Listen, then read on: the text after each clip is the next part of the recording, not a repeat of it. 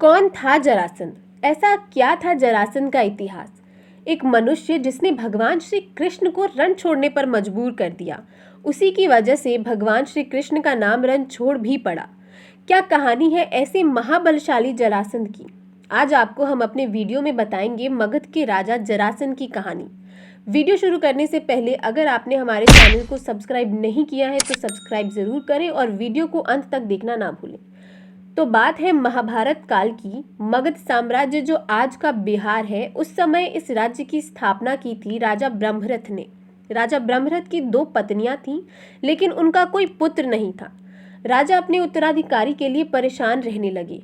फिर एक दिन वो अपनी परेशानी लेकर महर्षि चंद कौशिक के पास गए। उन्होंने अपनी परेशानी का कारण बताया।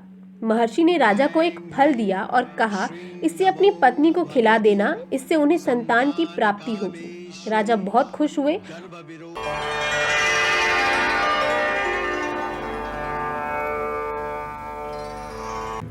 इस फल को खा लेना, प्रभु की कृपा से तुम्हें एक बड़े पराक्रमी पुत्र की प्राप्ति होगी। इस खुशी में एक मूर्खता कर दी। राजा ने फल के 2 टुकड़े कर दिए और अपनी दोनों पत्नियों को आधा आधा फल खिला दिया। कुछ समय बाद दोनों पत्नियां गर्भवती हो गई, लेकिन जब दोनों के गर्भ से शिशु निकला तो 2 पत्नियों को आधा आधा शिशु हुआ, यानी कि दोनों ने आधे पुत्र को जन्म दिया। यह देखकर सबके होश उड़ गए। तभी राजा को मायावी राक्षसी जरा का ध्यान आया। उन्होंने उसे बुलवाया और पूरी घटना के बारे में बताया। जरा नाम की राक्षसी ने अपनी माया से दोनों टुकड़ों को जोड़ दिया और राजा के पुत्र को जीवन दिया। राजा ने खुश होकर पुत्र का नाम जरासंध रख दिया।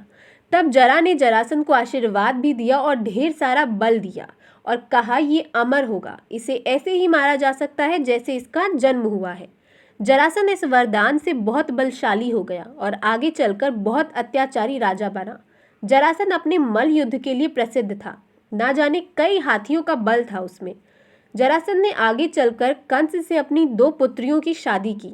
तभी जब कृष्ण ने अपने मामा कंस का वध किया तो जरासंध ने कृष्ण को अपना दुश्मन बना लिया। जरासंध को मारना मुमकिन नहीं था। जरासंध बार बार मथुरा पे आक्रमण करता और बार बार जनसंहार होता। युद्ध का कोई निष्कर्ष नहीं निकल रहा था, तो श्री कृष्ण ने मथुरा वासियों को लेकर द्वारका चले गए और वहां नई नगरी बसाई। इसी वजह से जरासंध ने पूरे देश में यह खबर फैलाई कि कृष्ण रण छोड़ के भाग गए। आगे जाकर जरासंध ने चक्रवर्ती सम्राट बनने के लिए 86 राजाओं को बंदी बनाया और उनकी बलि देनी चाहिए। तभी श्री कृष्ण भीम के साथ भेष बदल के वहां पहुंच गए और उन्होंने भीम से कहा, तुम जरासंध को मल्ल युद्ध की चुनौती दो। जरासंध की मर्यादा थी कि वो कभी मल्ल युद्ध की चुनौती को मना नहीं कर सकता था। उसने चुनौती स्वीकार कर ली। जरासंध इतना बलशाली था कि भीम जैसा योद्धा भी आसानी से जरासंध को हरा नहीं पा रहा था। भीम ने बल लगाकर कई बार जरासंध को मार डाला, पर वो बार बार जिंदा हो जा रहा था और फिर से भीम के साथ लड़ने लग जा रहा था। तभी भीम ने देखा कि श्री कृष्ण ने एक लकड़ी उठाई और लकड़ी को बीच से फाड़ 2 टुकड़े कर अलग दिशाओं में फेंक दिया। यह देखकर भीम समझ गए और फिर उन्होंने जरासंध के 2 टुकड़े कर अलग अलग दिशाओं में फेंक दिया और फिर इसी तरह हुआ महाबलशाली जरासंध का अंत।